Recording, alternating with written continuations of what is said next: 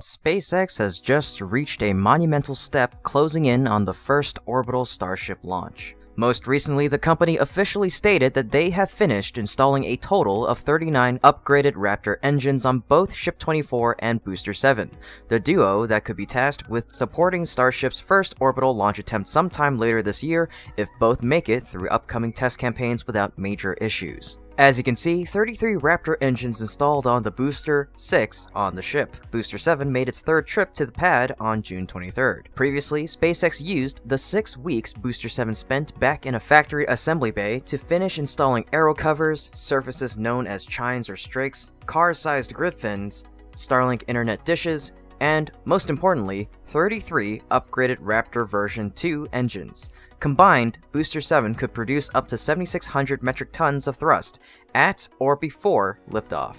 More crucially, SpaceX also finished installing most of Booster 7's Raptor heat shield in the same period, completing within 6 weeks' work that took Booster 4 close to half a year.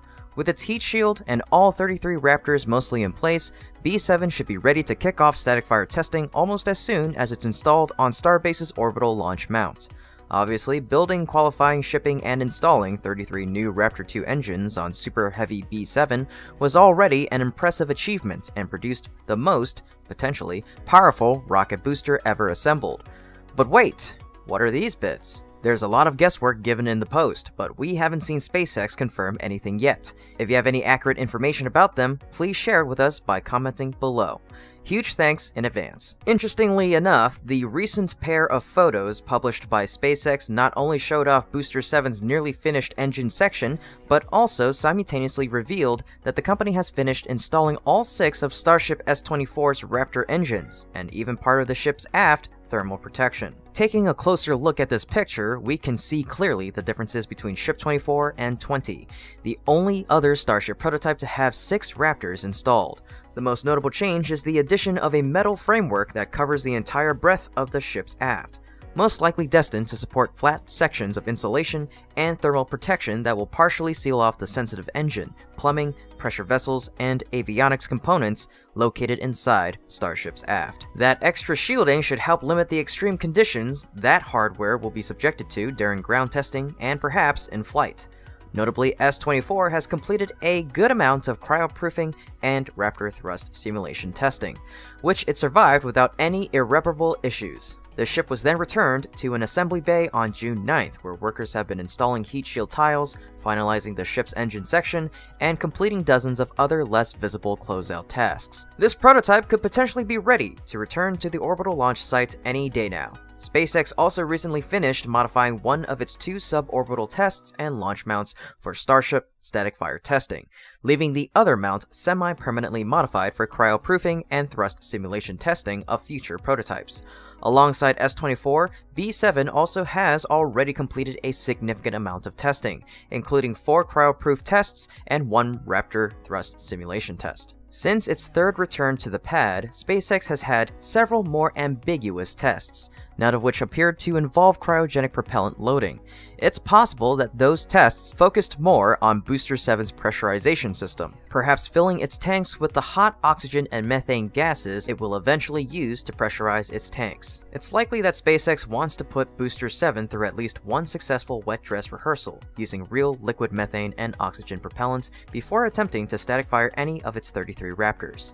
Booster 7's aft thermal protection system also isn't entirely complete, so technicians will need to finish installing several more panels before any static fire testing. Regardless, SpaceX itself is rapidly clearing all unnecessary equipment from the launch site, gearing up for the upcoming static fire campaign. In typical fashion, the company moved Booster 4 to Rocket Garden after being parked in place for more than 3 months. Simply put, SpaceX is on the cusp of kicking off one of the most exciting and important test campaigns in the history of Starship, the results of which could determine whether the massive rocket helps launch a Starship into space later this month. The company has requested permission for road closures, each a potential 12-hour test window on July 5th, 6th, 7th, 11th, and the 12th. If all goes well, the fateful flight is just around the corner. While SpaceX is rapidly preparing for Starship's maiden flight, NASA's recent move showed that they could help the ISS stay in orbit without Russia's help.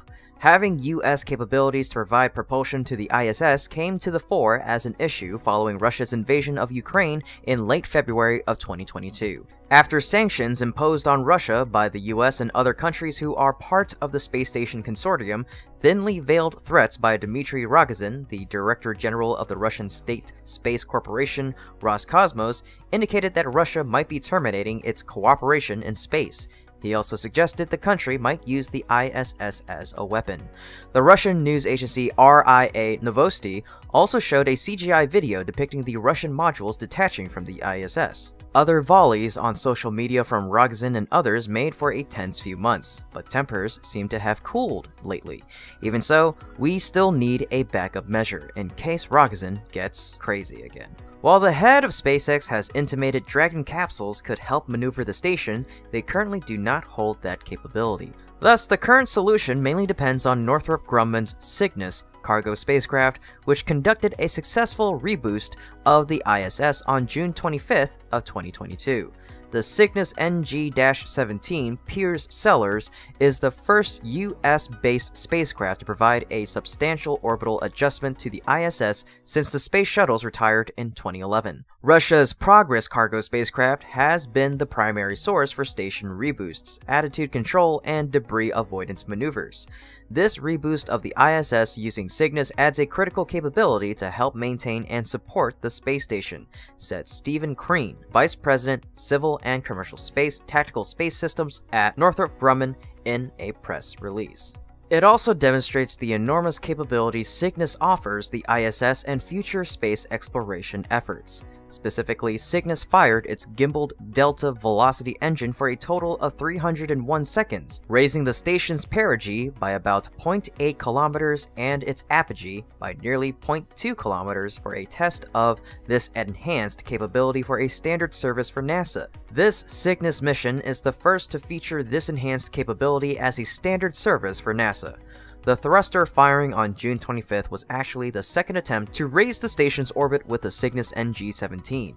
On June 20th, the maneuver was aborted after just 5 seconds. Northrop Grumman said the abort was triggered automatically and came as a precautionary measure. An investigation by engineers showed that the observed parameters were as expected and acceptable. Of course, since Cygnus has now departed, the space station remains reliant on the Russian sources for any needed maneuvers. And with that, today's episode has come to its end. If you enjoy what my team and I are doing, you can become a patron through our Patreon link in the description below. And as a quick note, if you have advertising needs, you can contact us directly via email. Otherwise, as always, this is Kevin with Great SpaceX, and my team and I will see you next time.